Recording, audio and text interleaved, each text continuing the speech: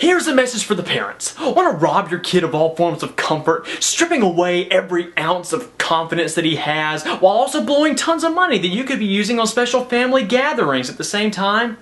Yeah. Have that little whippersnapper private schooled.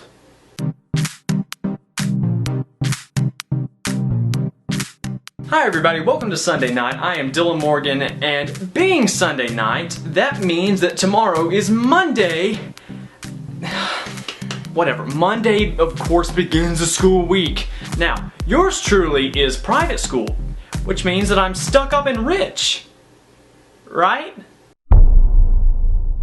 Private schooling is one of those things that for every good element, there's a friggin' awful one right around the lamppost. It's like running down your stairs to your living room on Christmas morning, but tripping and falling on your face in the process. It's like cutting into your Thanksgiving turkey while it deflates like a balloon in front of your face. And your family. It's like attending a fireworks show with a burn victim. It's a whole yin and yang scenario. If you don't know what the concept of yin and yang is, basically it says that for every positive thing there will always be something negative. For example, we live in a world where this exists, but we also live in a world where that exists.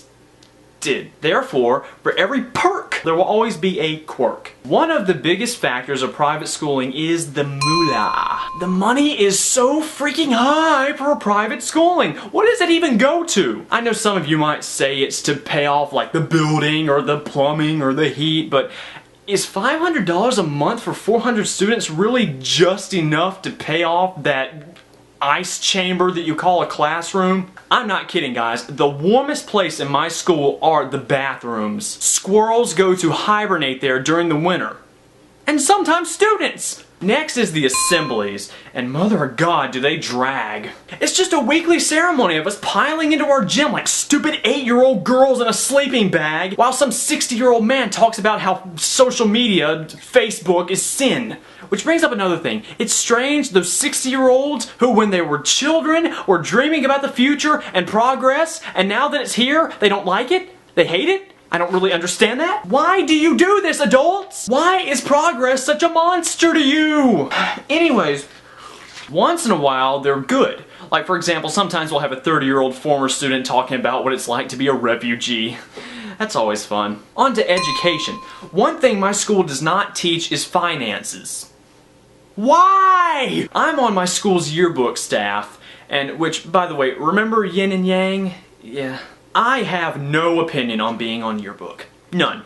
Absolutely none. It's weird. You want to provide a first-class token of memory for the entire staff and the students, but at the same time, who gives a sh*? Now, I'm a sophomore, of course, and going back kinda to the whole finance thing, why isn't yearbook just like a senior thing? It should be most important to them. They're never gonna be able to do that kind of thing again. We should replace the yearbook class that I'm in with a finance class. Oh, and another thing, why do we have typing classes? Do you realize that's probably literally the most unimportant class ever, is typing?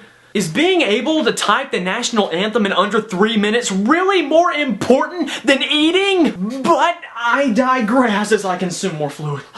One thing that private schooling is notorious for is its inability to help people like myself who are a bit socially inept. But all I can tell you is, from my now extinguished heart, that all it takes, and this isn't just about socializing, it's really about high school in general, all it takes is time. I have a set of questions for you all now I want to ask you. Number one, what is your school? Is it public or is it private? Number two, what annoys you most about school? I want to know what actually drives your nerves to the very lowest level. Tell me about it. Number three, I want you to tell me what you most admire about school. And number four, what do you think, the viewer, should be changed about the school system?